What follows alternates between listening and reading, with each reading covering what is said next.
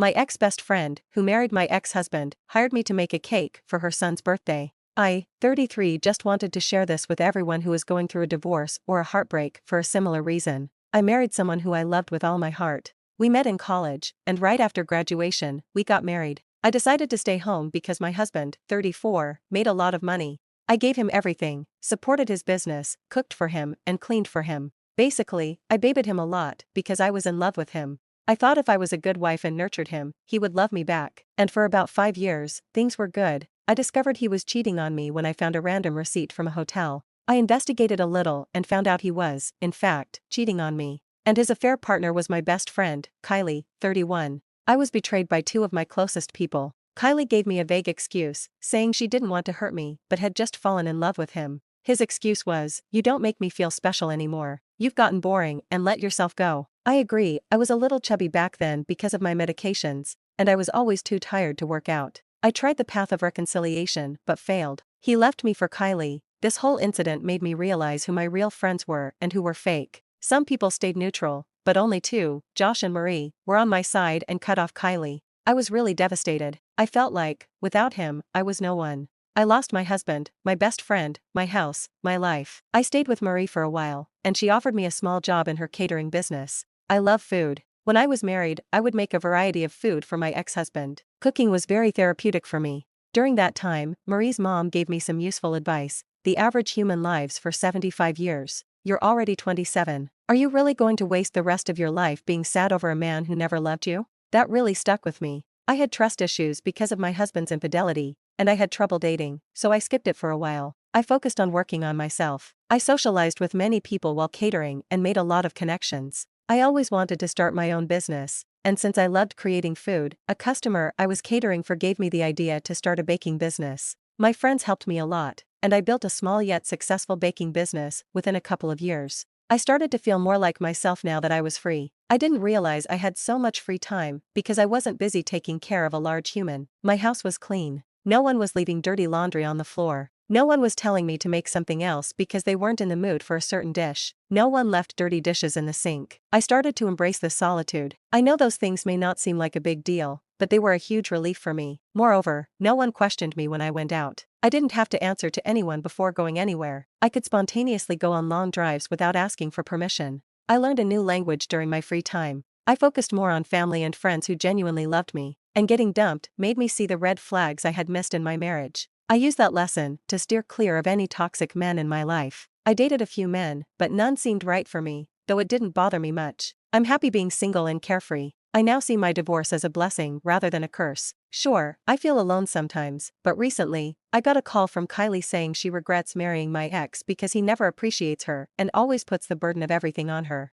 They have 2 kids now, but my ex doesn't help her with any chores. She's always tired and exhausted from taking care of the kids and him. It just made me realize that it would have been me in her shoes if my husband hadn't cheated on me with Kylie. I simply told her, "Well, you said you loved him, so he's your problem now. What's the point of coming to me?" That woman had the audacity to say she wanted a friend. I blocked her number. I don't want to be in their lives. Sometimes I feel like I missed my prime because I'm now 33, and it feels too old to start over, but I still have hope for love one day. I'm currently dating a guy who is also divorced because his wife cheated on him. We'll see how that goes.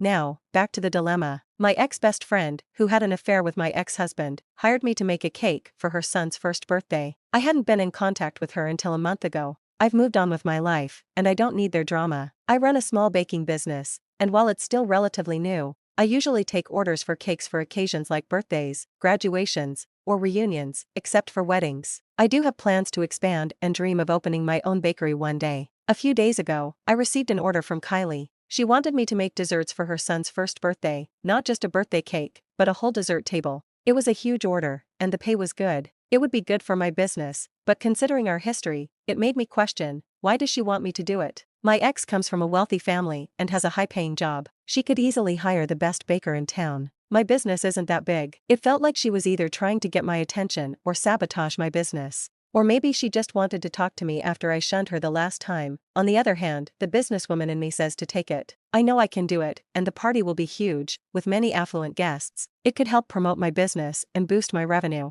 I thought if I just avoided her as much as possible, it might be okay, but I didn't know for sure. I was stuck between personal feelings and business sense.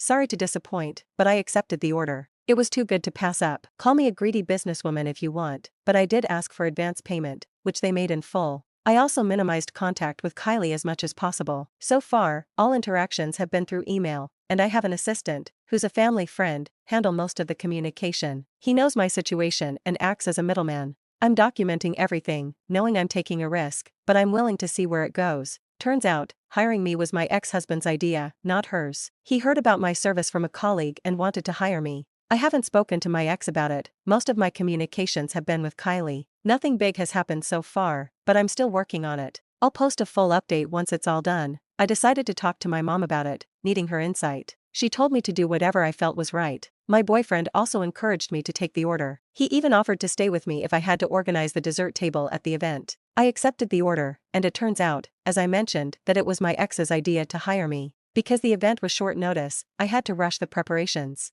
Anyway, I kept it strictly business. I took the payment in advance, as advised by some of you. I mostly maintained communication through email. My assistant handled the bulk of it, and I only met Kylie once in person about the order. She sent the party details via email. It was a huge order, a Pokemon-themed cake for the baby, along with cake pops, cupcakes, and macarons. Thankfully, my friend Marie helped out, and yes, I paid her. When the day arrived, I went to deliver the cakes and other desserts. My boyfriend Josh, 35, came with me for support and to help me avoid interactions with my ex-husband and Kylie. While I was setting up, my ex approached me and said hello. I won't lie, seeing him after so many years made my heart stop. This man had caused me the worst pain imaginable, but I kept my composure and said hello back. He tried to make small talk, apologizing for how things had ended and complimenting me, saying I looked better than the last time he saw me. Then he dropped a bomb. He said he'd thought about me over the years, wondering how I was doing, even though he was happy with his married life. I stayed silent, not knowing what to say. He kept going, telling me he missed me and my cooking, especially my homemade French onion soup, which was still his favorite whenever he got sick. At that moment, Josh noticed I was uncomfortable and rushed over with a fake emergency, asking if I was okay. I said I was fine. After setting up the table, I was about to leave when my ex-father-in-law approached me. He was always kind to me, and even during the divorce, he had been on my side. He gave me a hug and asked how I was. We talked about my business, and he offered me some business advice. He even said he'd recommend me to his wealthy friends. The event went well, and the guests loved the cakes and desserts. My ex-best friend emailed me afterward to thank me for the great service. I replied with a simple, "You're welcome," and left it at that. The money from that job was enough for me to buy either a sugar printer or a high-quality oven for my bakery business. I'm debating which one to go with. As for Kylie and my ex-husband, I won't be taking any more orders from them. It's not worth the emotional toll. I'm moving on with my life, and this chapter is over. I don't regret taking the job because it was good business and helped me gain exposure, but in the end, it only reaffirmed that I am much better off without them in my life. Sometimes, you have to let go to move forward.